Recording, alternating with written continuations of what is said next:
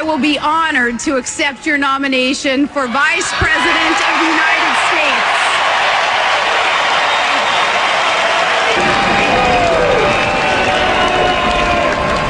I love those hockey moms. You know, they say the difference between a hockey mom and a pit bull?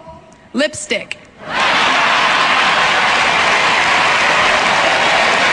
As mayor of my hometown, and since our opponents in this presidential election seem to look down on that experience, let me explain to them what the job involves.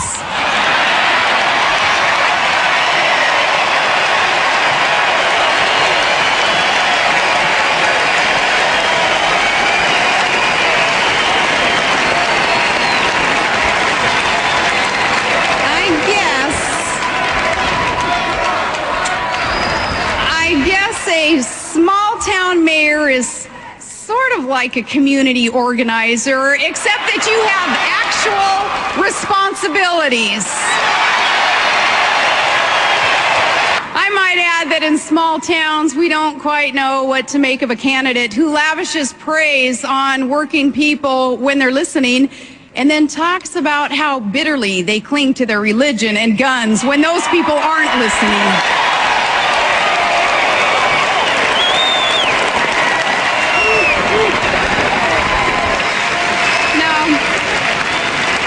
We tend to prefer candidates who don't talk about us one way in Scranton and another way in San Francisco.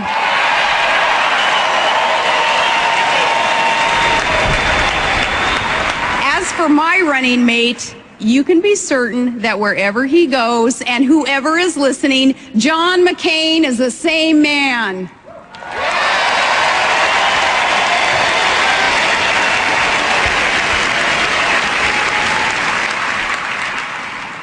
Well, I'm not a member of the permanent political establishment.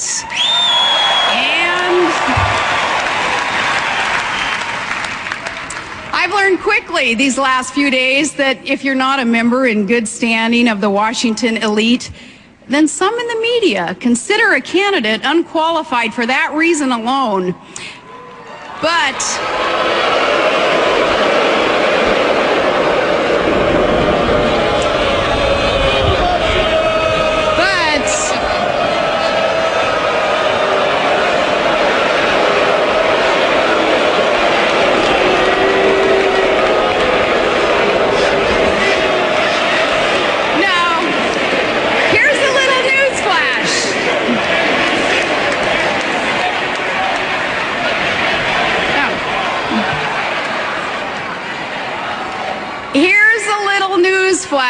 for those reporters and commentators, I'm not going to Washington to seek their good opinion. I'm going to Washington to serve the people of this great country.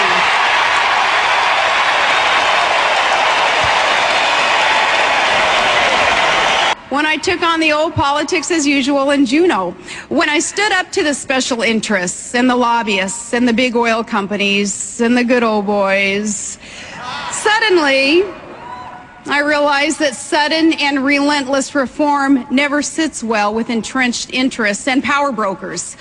That's why true reform is so hard to achieve. But with the support of the citizens of Alaska, we shook things up. And in short order, we put the government of our state back on the side of the people. And despite fierce opposition from oil company lobbyists who kind of like things the way that they were, we broke their monopoly on power and resources. As governor, I insisted on competition and basic fairness to end their control of our state and return it to the people.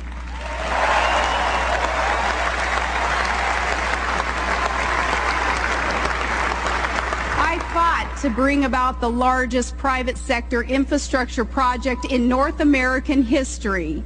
And when that deal was struck, we began a nearly $40 billion natural gas pipeline to help lead America to energy independence.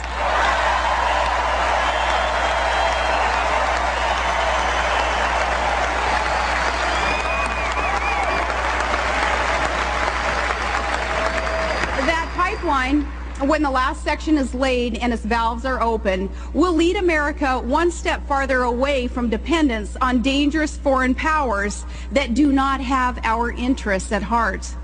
The stakes for our nation could not be higher. When a hurricane strikes in the Gulf of Mexico, this country should not be so dependent on imported oil that we're forced to draw from our strategic petroleum reserve. And families cannot throw more and more of their paychecks on gas and heating oil. With Russia wanting to control a vital pipeline in the Caucasus and to divide and intimidate our European allies by using energy as a weapon, we cannot leave ourselves at the mercy of foreign suppliers. Our opponents say again and again that drilling will not solve all of America's energy problems, as if we didn't know that already. But the fact that drilling, though, won't solve every problem is no excuse to do nothing at all.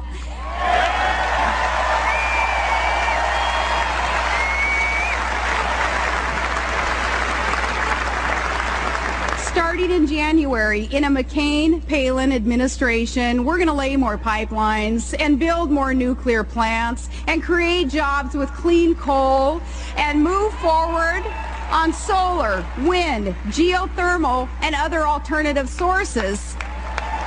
We need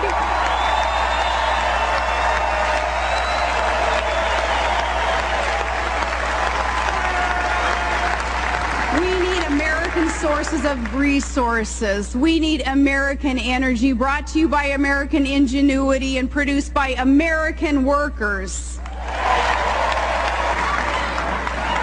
For a season, a gifted speaker can inspire with his words, but for a lifetime, John McCain has inspired with his deeds.